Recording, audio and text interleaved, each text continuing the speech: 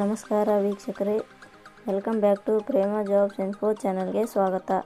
ಇವತ್ತಿನ ಉದ್ಯೋಗದ ಮಾಹಿತಿ ಈ ರೀತಿಯಾಗಿದೆ. ರೈಲ್ವೆ ಇಲಾಖೆ ಬೃಹತ್ ನೇಮಕಾತಿ 2024.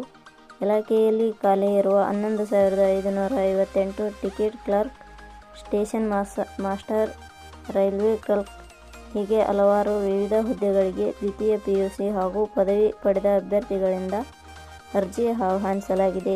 ಈ ಹುದ್ದೆಗಳಿಗೆ ಅರ್ಜಿ ಸಲ್ಲಿಸಲು ಬಯಸುವ ಅಭ್ಯರ್ಥಿಗಳು ನಮ್ಮ ಅಧಿಕೃತ ವೆಬ್ಸೈಟ್ www.premajobsinfo.com ಮೂಲಕ ಅರ್ಜಿ ಸಲ್ಲಿಸಬಹುದು.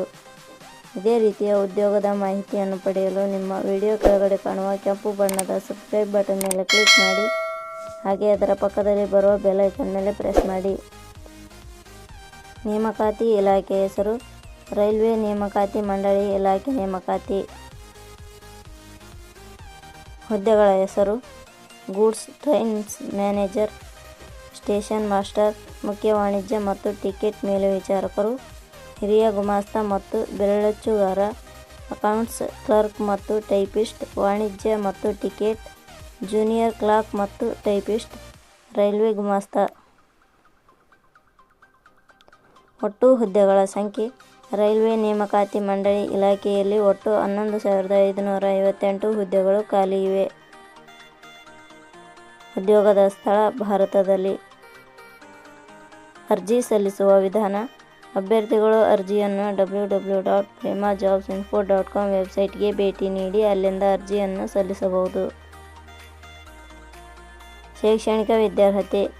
ರೈಲ್ವೆ ನೇಮಕಾತಿ ಮಂಡಳಿ ಇಲಾಖೆಯ ಅಧಿಸೂಚನೆ ಪ್ರಕಾರ ಹುದ್ದೆಗಳಿಗೆ ಅರ್ಜಿ ಸಲ್ಲಿಸಲು ಬಯಸುವ ಅಭ್ಯರ್ಥಿಗಳು ಮಾನ್ಯತೆ ಪಡೆದ ಸಂಸ್ಥೆ ಅಥವಾ ವಿಶ್ವವಿದ್ಯಾಲಯದಿಂದ ದ್ವಿತೀಯ PUC ಹಾಗೂ ಪದವಿಯಲ್ಲಿ ತೇರ್ಗಡೆ ಹೊಂದಿರಬೇಕು. ವೇತನ ಶ್ರೇಣಿ. ರೈಲ್ವೆ ನೇಮಕಾತಿ ಮಂಡಳಿ ಇಲಾಖೆಯ ಹುದ್ದೆಗಳಿಗೆ ಆಯ್ಕೆಯಾದ ಅಭ್ಯರ್ಥಿಗಳಿಗೆ ಇಲಾಖೆಯ ನಿಯಮಗಳ ಅನುಸಾರ 19,900 ರಿಂದ 29,200 ವೇತನ ಶ್ರೇಣಿ ನಿಗದಿಪಡಿಸಲಾಗಿದೆ. ವಯೋಮಿತಿ. ಇಲಾಖೆಯ ನಿಯಮಗಳ ಅನ್ವಯ ಕನಿಷ್ಠ 18 ವರ್ಷ, ಗರಿಷ್ಠ 36 ವರ್ಷ ವಯೋಮಿತಿ ನಿಗದಿಪಡಿಸಲಾಗಿದೆ. ಅರ್ಜಿ ಶುಲ್ಕ. ಸಾಮಾನ್ಯ ವರ್ಗದ ಅಭ್ಯರ್ಥಿಗಳಿಗೆ ₹500, SC/ST ಅಭ್ಯರ್ಥಿಗಳಿಗೆ ₹250, ಅಂಗವಿಕಲ ಅಭ್ಯರ್ಥಿಗಳಿಗೆ ₹250, 2A, 2B, 3A, 3B ವರ್ಗದವರಿಗೆ ₹500. ನೇಮಕಾತಿ ವಿಧಾನ.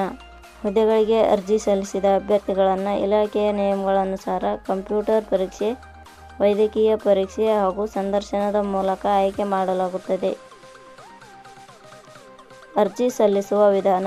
ಅಭ್ಯರ್ಥಿಗಳು ಅರ್ಜಿಯನ್ನು ಪ್ರೇಮ ಜಾಬ್ಸ್ ಇನ್ಫೋ ವೆಬ್ಸೈಟ್ ಮೂಲಕ ಅರ್ಜಿ ಸಲ್ಲಿಸಬಹುದು. ಪ್ರಮುಖ ದಿನಾಂಕಗಳು. ಅರ್ಜಿ ಸಲ್ಲಿಕೆ ಆರಂಭದ ದಿನಾಂಕ 14 ಸೆಪ್ಟೆಂಬರ್ 2024. ಅರ್ಜಿ ಸಲ್ಲಿಕೆ ಕೊನೆಯ ದಿನಾಂಕ 20 October 2024. Thank you for watching.